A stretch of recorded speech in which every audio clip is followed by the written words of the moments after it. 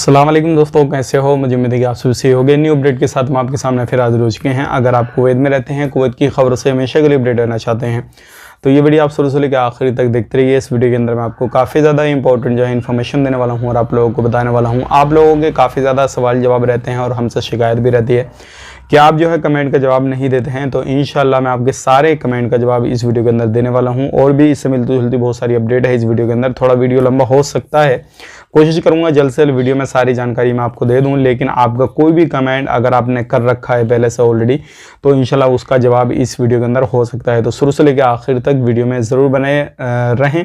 लेकिन मेरी आपसे रिक्वेस्ट है, चैनल हमारा पहली बार देख रहे हैं, चैनल को ज़रूर सब्सक्राइब करें और साथ ही साथ बेल आइकन ज़रूर प्रेस कर दें, ताकि कभी भी कैसे भी कोई भी वीडियो डालें तुरंत आपको मिल जाए, तुरंत आप उस चीज़ का फ़ायदा उठा सकें। अब बात कर लेते हैं, यहाँ पे बहुत सारे लोग जो है एक सवाल कर रहे हैं और वो ये कर रहे हैं, हमारा वीज़ा जो है निकल चुका है, तो क्या हम अभी कुवैत में एंट्री कर सकते हैं या नहीं? तो देखिए, मैं आपको बताना चाहूँगा, अगर आपका वीज़ा निकल चुका है, अभी ज़्यादातर जो वीज़ा निकल रहे हैं वो निकल रहे हैं, लगभग सभी वीज़ा इंशाल्लाह आने वाले वक्त में निकल जाएंगे। लेकिन ज़्यादातर तादाद में निकल रहे हैं वो खादम लोगों के निकल रहे हैं, चाहे वो वैक्सीनेशन किए हुए हैं या बिना वैक्सीनेशन किए हुए हैं, ये कोई भी मैटर नहीं है, लेकिन सब लोगों के वीज़ा इंशाल्लाह निकल रहे हैं। तो अगर आपने वीज़ा ले लिया है तो आप कुवैत में एंट्री कर सकते हैं, इसमें कोई भी प्रॉब्लम वाली बात नहीं है। लेकिन शर्त सिर्फ ये इतनी सी है कि वीज़ा निकलने के बाद में जो भी social media account Kuwait government ने बताए हैं वो सारे आपके फ़ोन के अंदर इंस्टॉल होने चाहिए, सब पे आपका रजिस्ट्रेशन होने चाहिए। दूसरी बात यह है, आपको वैक्सीनेशन कंप्लीट होना चाहिए, इस चीज़ का ध्यान रखिएगा।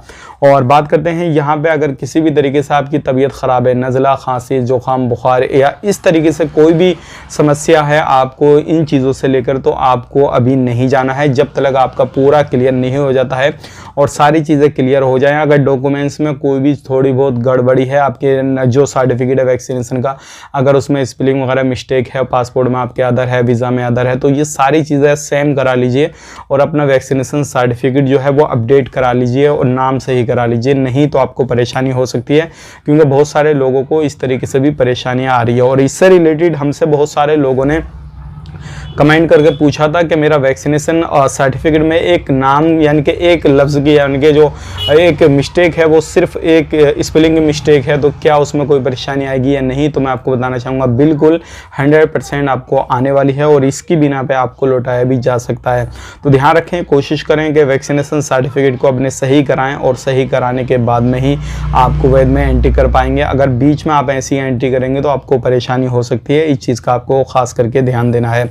पहली चीज़ तो ये हो गई, आपके बहुत सारे इससे रिलेटेड सवाल थे। अब बात कर लेते हैं यहाँ पे वीज़ा ओपन के हवाले से। ई वीज़ा के बारे में मैंने सुबह बताया था कि लगभग 53 कंट्रियों का ई वीज़ा ओपन होने वाला है और बाकी जो स्पेशल परमिशन है वो कुछ कंट्रियों को, 7 कंट्रियों को बताया था, वो आपको लेनी पड़ेगी। लेकिन यहाँ पे आने वाले वक्त में अभी डेट कोई भी ऐलान नहीं की गई है कि इस डेट से जो है आप वीज़ा पूरे तरीके से ले सकते हैं या नहीं। हालांकि मिनिस्ट्री ऑफ इंटीरियर की तरफ से ये अपडेट दी जा रही है कि वीज़ा ओपन कर दिया गया है, लेकिन फाइनली ये नहीं दिया गया है कि भाई इस डेट से आप वीज़ा अपना ले सकते हैं या नहीं।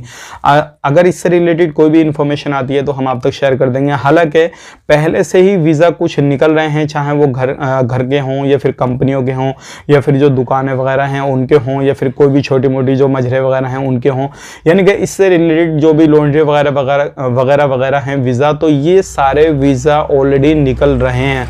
लेकिन बड़ी तादाद में वीज़ा अभी इशू नहीं किए जा रहे हैं। जो भी वीज़ा निकल रहे हैं उनमें थोड़ा समय ज़्यादा लग रहा है और थोड़ा आपको इंतज़ार करना पड़ रहा है अगर नए वीज़ा पे जाना चाह रहे हैं। बाकी बात कर लेते हैं यहाँ पे, अगर ऑलरेडी आप कुवैत के अंदर काम करते हैं किसी भी फील्ड में कहीं पर भी, तो आने वाले वक्त में इंशाल्लाह उम्मीद ये लगाई जा सकती है कि आपको सैलरी काफ़ी ज़्यादा जो है आपकी सैलरी इंक्रीज़ होने वाली है। क्योंकि अभी जो कुवैत के अंदर बहुत सारे लोगों ने, लगभग 2.5 लाख से ज़्यादा लोगों ने 1 साल के अंदर कुवैत को छोड़ा है और एंट्री कम लोगों ने की है, क्योंकि लोग नए इंटरेस्टेड नहीं हो रहे जाने के लिए, क्योंकि परेशानी ज़्यादा नहीं है वैक्सीनेशन को लेकर और पेमेंट को लेकर या फिर वीज़ा इशू को लेकर, ये सारी चीज़ें प्रॉब्लम आ रही है। तो लोग कुवैत को छोड़ रहे हैं, अपने रीज़न अलग अलग फैमिली के रीज़न होंगे, बहुत सारे लोगों के कोरोना से रिलेटेड रीज़न है, बहुत सारे लोगों कंपनी से रिलेटेड जो भी है प्रॉब्लम आ रही है। तो ये सारी चीज़ को प्रॉब्लम को देखते हुए लोगों ने छोड़ा और इस चीज़ को लेकर अभी जो कंपनियों में वर्कर की कमी पड़ रही है, खादम में भी जो है कंपनी में खादम लोगों में भी जो है वर्कर की कमी पड़ रही है। तो ये सारी चीज़ को देखते हुए आने वाले वक्त में इंशाल्लाह आप लोगों की सैलरी ज़्यादा लगने वाली है। अब यहाँ पे बात करें तो बड़ी बड़ी जो कंपनियां हैं, जो ऑयल सेक्टर की कंपनियां हैं, उनके अभी डिमांड आ भी रहे हैं। लेकिन यहाँ पे मैं आपको बताना चाहूँगा, अगर फ़िलहाल में अभी कुवैत के अंदर आप रहते हैं तो आपके पास में सुनहरी मौका है। आप थोड़ा ध्यान रखें, अगर आपको कहीं पर भी काम सेटल नहीं हुआ है तो अपना काम आप सेटल कर सकते हैं और उनको अपना जो भी प्रोसेस है अपना प्रोफाइल से रिलेटेड आप उनको भेज सकते हैं और आपका जॉब वहाँ पे जो है वो सेटल हो सकता है, अगर आपके पास में कोई भी हुनर वगैरह है। अब यहाँ पे बात कर लेते हैं जो लोग डायरेक्टली फ़्लाइट लेना चाहते हैं इंडिया टू कुवैत के बारे में, तो उनका जो प्राइस है वो कितना आ जाएगा, कितना नहीं। तो देखिए मैं आपको बताना चाहूँगा, अभी जो सूत्रों के हवाले से हमें अपडेट मिल रही है वो बताया जा रहा है कि जैसे ही नॉर्मल सारी फ़्लाइट ओपन हो जाएगी, वीज़ा वगैरह सारी चीज़ें सही तरीके से ओपन हो जाएंगे, तो लगभग 100 से 125 KD के बीच में आपका जो फ़्लाइट टिकट है वो होने वाला है। लेकिन अभी हाल ही में अभी थोड़े ज़्यादा आपके प्राइस आ रहे हैं, तो वो चीज़ आपके ऊपर डिपेंड करती है कि भाई अभी लेना चाहते हैं या फिर थोड़ा वक्त लगेंगे आप इस चीज़ के बारे में। अब यहाँ पर बात कर लेते हैं, जो लोग अपना लेबर कैटेगरी में वीज़ा लेना चाहते हैं तो उनको सैलरी कितनी मिल सकती है। और मेरे पास में एक इस तरीके का एक भाई ने मैसेज किया इंस्टाग्राम पे और उन्होंने एक डिमांड भेजा और उन्होंने कहा मैं इस कंपनी में जाना चाहता हूं, क्या मुझे इतनी सैलरी मिल जाएगी। लगभग उनकी जो सैलरी उस डिमांड के अंदर बताई जा रही थी, हेल्पर कैटेगरी की जो लेबर कैटेगरी होती है वो बताई जा रही थी 190 दिनार। तो देखिए ये बिल्कुल आपको इतनी सैलरी कभी भी जो है 8 घंटे की इतनी सैलरी नहीं मिल सकती है। अगर आपको कोई भी इस तरीके का ऑफर देता है या कोई भी ऑफिस वाला या कोई भी आपको एजेंट या किसी भी तरीके से, तो ये आपके साथ में सारा फ्रॉड होने वाला है। तो इस तरीके के लालच में बिल्कुल आपको नहीं पड़ना है। अभी हाल ही में अगर आप कुवैत के अंदर रहते हैं तो आप खुद देख रहे होंगे आपकी सैलरी कितनी है। ज़्यादा से ज़्यादा अगर कितना भी आप सही कंपनी में पहुंचेंगे तो 120 130 से ज़्यादा आपकी सैलरी नहीं होने वाली है, क्योंकि अभी हालात ऐसे ही हैं। और पहले अभी भी जो लेबर कैटेगरी में जा रहे हैं लोग 80 90 या फिर 100 दिनार तक सैलरी भी मिल रही है और अच्छी कंपनी है तो ज़्यादा सैलरी मिल रही है।